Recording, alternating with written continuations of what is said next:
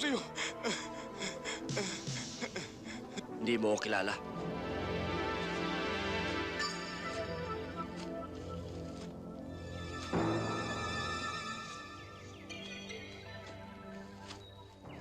Hanggang dyan ka lang! Sino ka? At anong kailangan mo?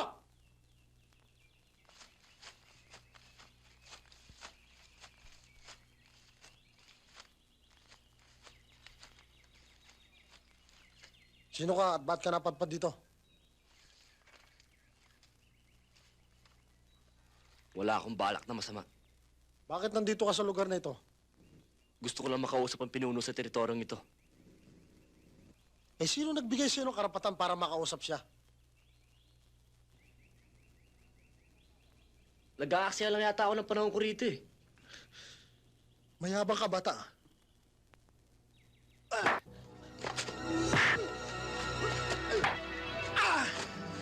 Wala bang kikialam! Baba ninyo ang mga baril ninyo!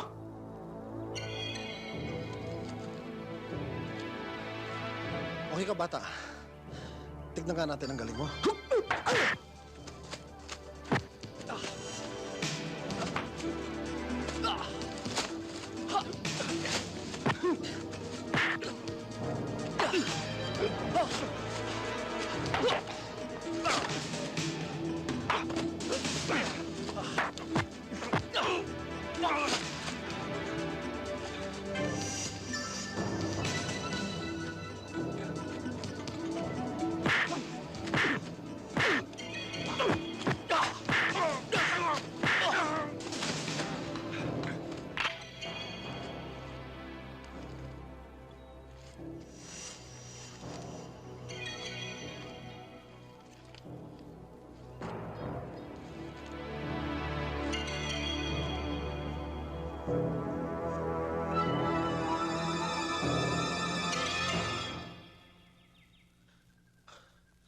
Okay ka pala, bata. Tibay mo, ah. Halika, mag-usap tayo.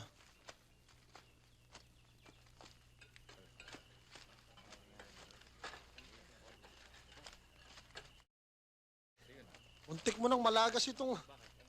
Ano nga pala ang pakay mo sa akin? Anak ako ni Mayor San Diego. Gusto ko lang malaman kung may kinalaman kayo sa pagpatay sa kanya.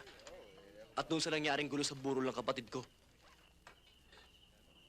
Kung may kinalaman man kami, malaki ka kung aaminin ko sa'yo. At kung hindi naman, ano naman ang batayan mo para maniwala sa sinasabi ko? Hindi kami mamamatay tao. Napakanan ng taong bayan ang ipinaglalaban namin. Kaya nga kami naririto eh. Kilala namin ang tatay mo. Hindi namin siya kapanalig o kasama. Pero nire-respeto namin siya.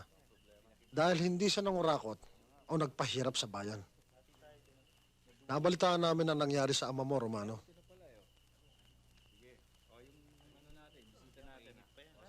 Mag-iingat ka. Malakas ang kalaban mo. Nandyan lang yan sa tabi-tabi.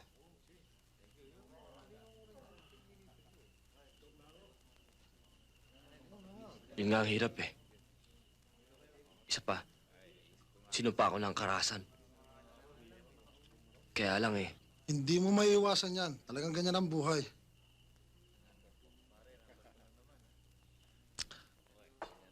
Sandali lang.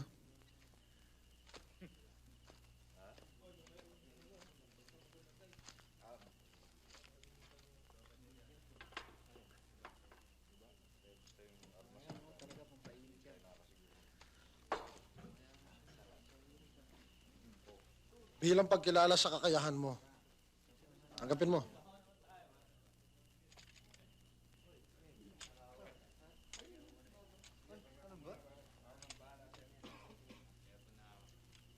Kakailanganin mo yan, Romano. Hindi tayo nakakasiguro kung ano mangyayari sa panahon. Basta ito ang tandaan mo. Ano mang oras kailanganin mo ang tulong ko. Nandun ako.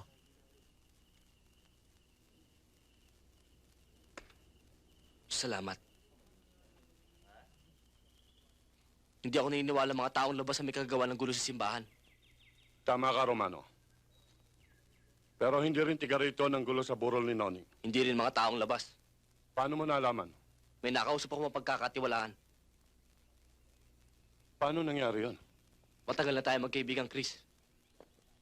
Naintindihan kong katayuan mo. Pero bilang hepe ng pulisya, mukha yatang wala ka nagagawa. Alam kong alam mo kung sino may kagagawa ng lahat ng gulo nangyayari dito.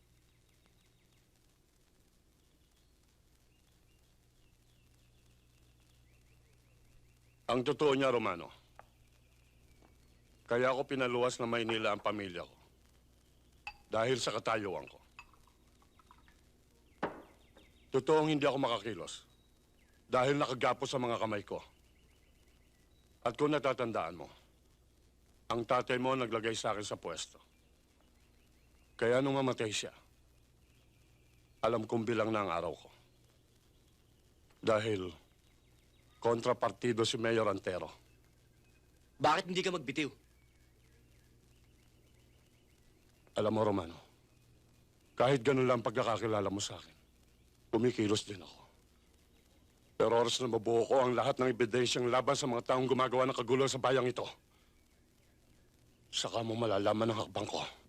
Eh bakit hindi tayo magtulungan? Darating tayo dyan.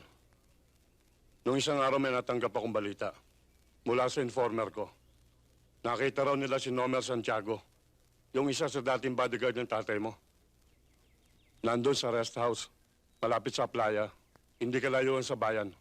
Ngayon, Chris, gusto ko lang matiyak. Kung yung nawawalang dating bodyguard ng tatay ko, sila ba ang pumatay sa kanya?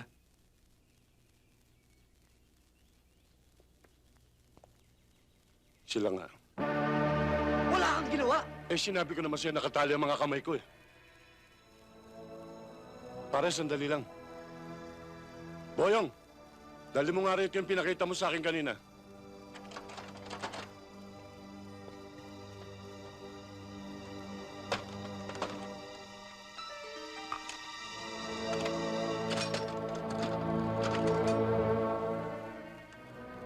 Sa ngayon, ito lang magagawa kong tulong sa'yo.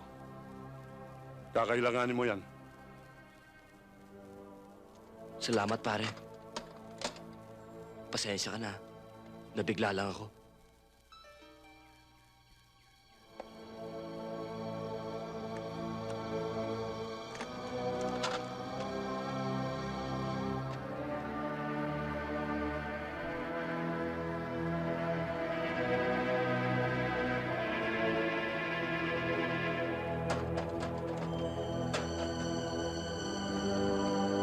Boyong.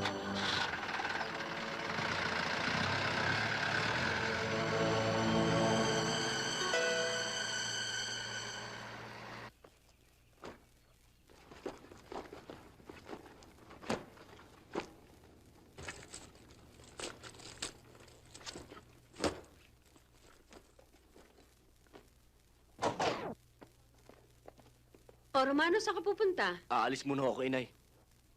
Romano!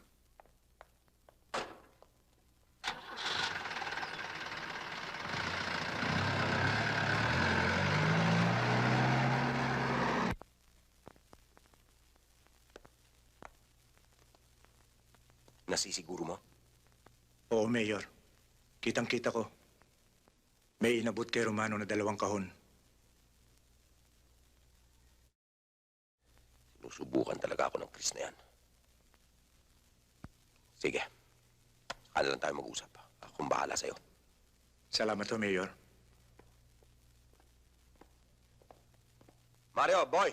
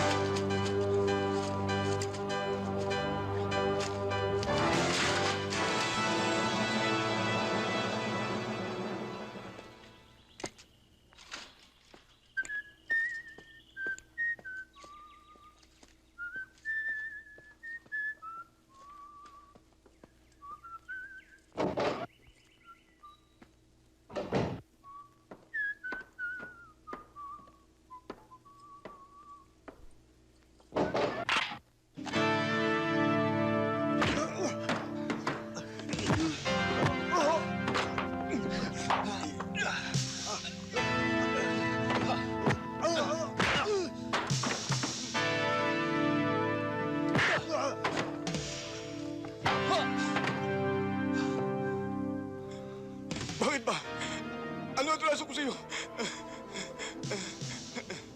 Hindi mo ako kilala. Anak ako ni Mayor San Diego.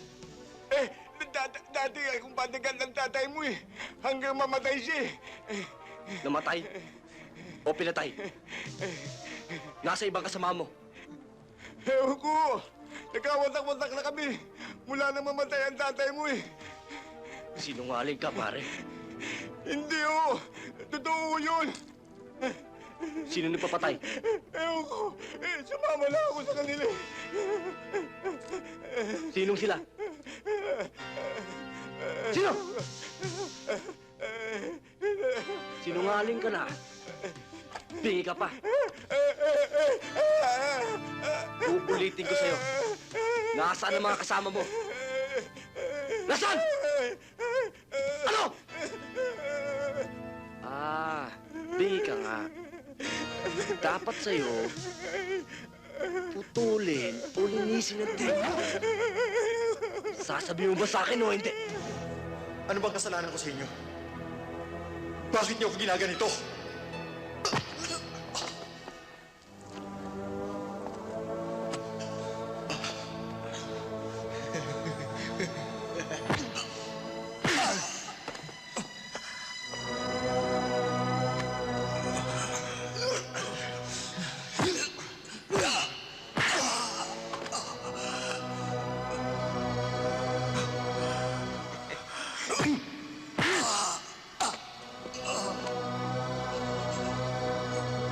Tatagal niyo pa yan eh.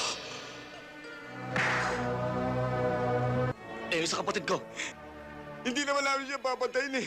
Tatakutin lang namin siya eh. talagang isang takot kayo ng mga animal!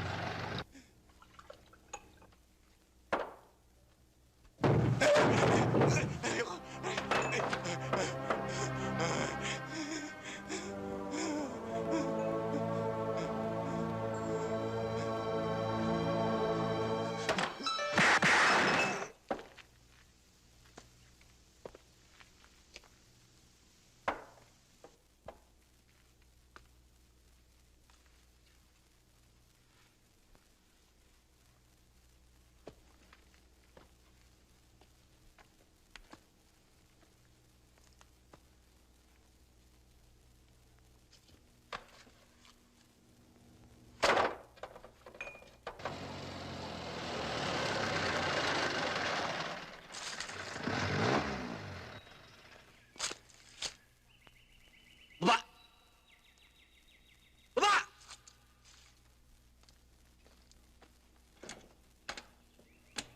Bilisan niyo!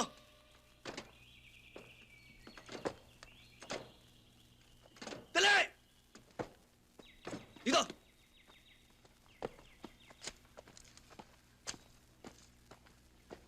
Romano naman, ano ba kasalanan namin sa'yo? Ba't mo kami ginaganito? Hindi niyo alam? Romano, wala naman kami kinalaman sa pagkamatay ni Mayor San Diego eh. At saka sa pagkamatay ng kapatid mo. Hindi niyo ako mabobola. Romano, baka naman pwede natin pag-usapan to. Oo ba? Bibigyan ko kayo ng partida.